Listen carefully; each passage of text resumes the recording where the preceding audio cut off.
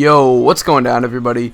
It is straight out of Boston here, aka the King of Boston, and today we're back for episode 3 of the Miami Marlins franchise, and today we're going to be going up against the San Diego Padres. This should be a very good pitching matchup. We have Wei Yin Chen, the man we acquired in the Justin Ruggiano trade, and we'll be going up against Andrew Cashner, the man traded for Anthony Rizzo back before the 2012 Major League Baseball season. So this should be a really good pitching matchup. The Marlins are surprisingly 16-16, hovering around 500 compared to the 2-10 start they're off to in real life.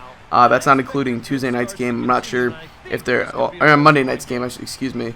I'm not sure if they're playing Monday night because I'm recording this commentary Monday afternoon. But either way, as of right now, they're 2-10 and they're looking pretty bad. But either way, and then Andrew and the San Diego Padres are 13-18, so they're doing all right for themselves as well. You can see the pitching matchup and the lineups there. Let's get right into this gameplay. Top 1, 3-2 count. Juan Pierre is going to end up walking on that slider just a little bit outside, as the commentator from Major League would say. And we're going to get a base runner on first base. Now Scott Podsednik is up. With the first pitch of the at-bat, he's going to take over the first baseman's head. Yonder Alonso could not try to, he didn't even attempt to try and get that one. And we're going to end up getting to second. Pierre gets to third on the errant throw to the cutoff man. So we get an early second and third situation for our big man. You know who it is, the man who no one wants me to trade, and I'm probably not going to trade because no one wanted me to, trust me guys. But Giancarlo Stanton is up. He's going to ground this one to the third baseman.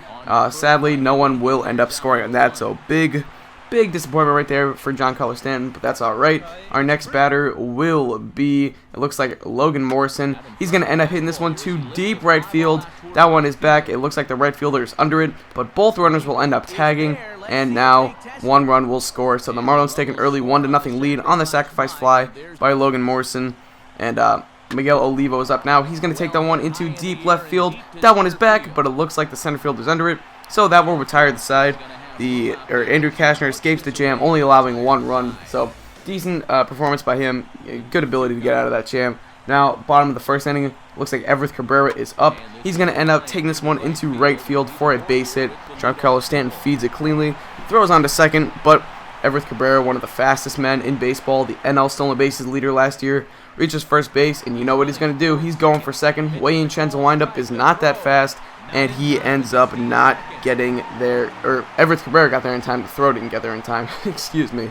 But anyway, Bud Black, I believe, Bud Black is still managing the Padres, right? I can't remember. Either way, 2-1 count. Chris DeNorfia hits that one into deep center field.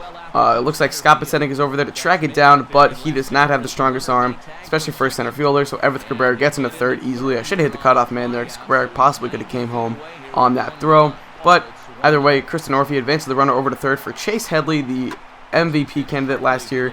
He will knock this one into left field. Pierre fields it cleanly, but his throw on to second will do nothing to prevent Everett Cabrera from coming around and scoring. So the Padres tie it up early on, 1-1, and now Carlos Quinn is up, the man who broke Zach Greinke's collarbone. Logan Morrison's going to field that pop-up cleanly, and we get out of the inning. So at this point, both pitchers really settled down. You're going to notice throughout the rest of the game. Donovan Solano up here, runner on second. He's going to end up hitting this one, but it's stabbed by the shortstop almost. If that would have got through, would have scored a run there. That's too bad, but either way, like I said, Cashner and Chen are really going to settle down. They both had pretty good seasons so far, both sub-3 ERAs. Wei Yin Chen's been our best pitcher on the staff. He gets Cameron Maven to ground out to the shortstop there. Hechavarria, there was a runner on second, so he's able to escape that jam. So like I said, both pitchers really settling down. We're through 4 innings. Still 1-1 is your score. Hechavarria up down the 0-2 count in the top of the 5th. He's going to end up popping this one high up. Looks like Cashner is going to maybe catch it for a sec, but Yonder Alonso is going to end up getting under it and retiring the shortstop for the Miami Marlins, Hechavarria. So now 0-2 is your count. Bottom of the 5th. That is going to be stabbed by the third baseman, Polanco. I tried to apply the tag there, could not, so I fired on to first. And we ended up retiring the side once again, even though we did get in a little bit of a jam. Still really good performance so far by both pitchers. The 1-2 count to Juan Pierre. He's going to end up taking this one to deep left field. That one is back. That one will be misplayed by the left fielder, Carlos Quinn. And you know Juan Pierre's got speed, one of the fastest guys in baseball. He's going to get to third easily. Didn't even have to slide, but does anyway. So we get a leadoff triple to start off the top of the 6th inning. Bad play there by Carlos Quinn, not known for his defense. So, anyway, now your next batter for the Marlins will be Scott Podsednik. The 2-2 count to Scotty P. And the pitch, and he's going to take this one to the second baseman, who will field it cleanly and fire on to first. but Juan Pierre does come around and score, so an RBI groundout for Scott Podsednik. That's all we were looking for. Really, solid at bat by a solid veteran, a savvy veteran at that. And now Logan Morrison up the 0-2 count. He's going to end up striking out on that pitch in the dirt. Terrible swing by me, and we end up only getting 1 run out of that inning. So now bottom of the 6th inning, Wei Yin Chen still on the bunk. Chase Headley's going to hit this one to deep right field. That one is going to be tracked down by Giancarlo Stanton, another man not known for his defense, but ends up getting the out right there. So Wei Yin Chen's solid day continues. You can see he's only thrown 69 pitches so far. Bottom of the 6th still now. Yonder Alonso is up. He's going to end up grinding this one to the second baseman, who will fire onto first. Solano makes a clean play, and Morrison's over there on first to touch the bag and retire.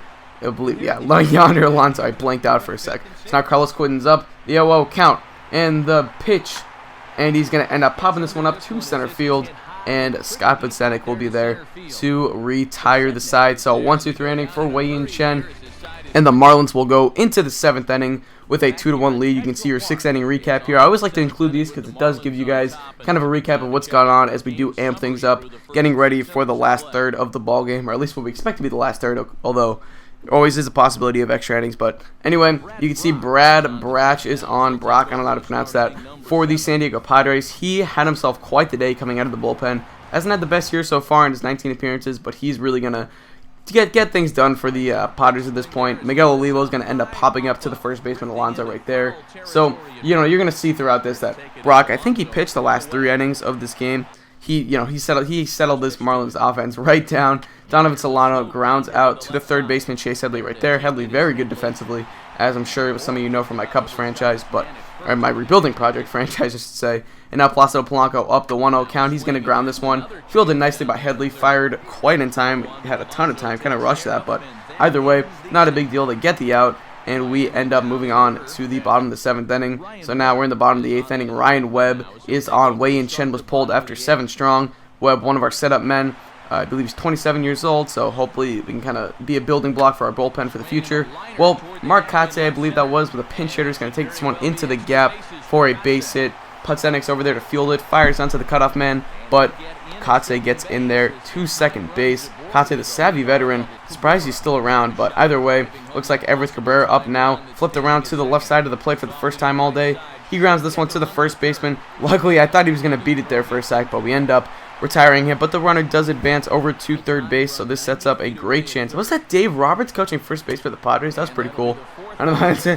That's really cool. I like how they do have the authentic first base coaches and third base coaches this year. I don't know if that's new or anything, but we intentionally walk the next batter, Chase Headley up. Now we strike him out. That was a bold decision to walk a guy to get to Chase Headley.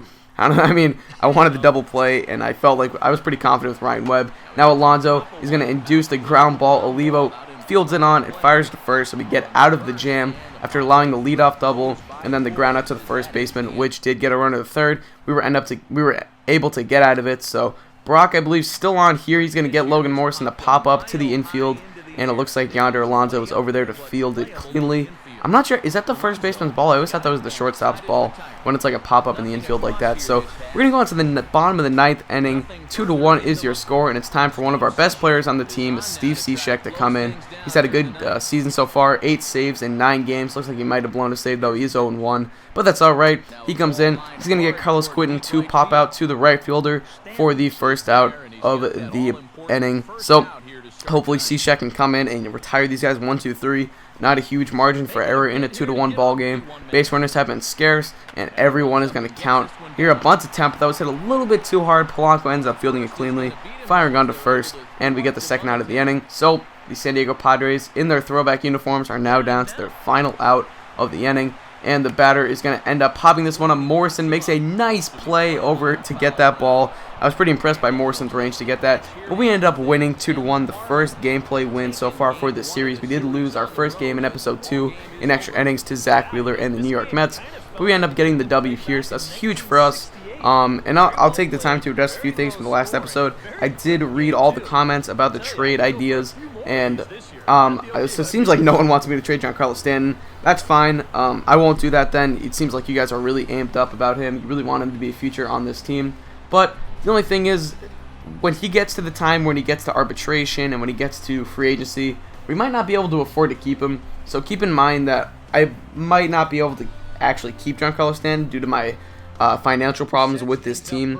But we'll see. You know, that'll be something that happens a few years down the road, so don't worry about it for now. Stanton will be a building block at least for now, and then we'll see what happens in a couple years. You can see the box score here. You know, great game out of Wei Yin Chen, 7 strong, only allowed 5 hits and 1 earned run. That did come in the first inning, so we had a great game.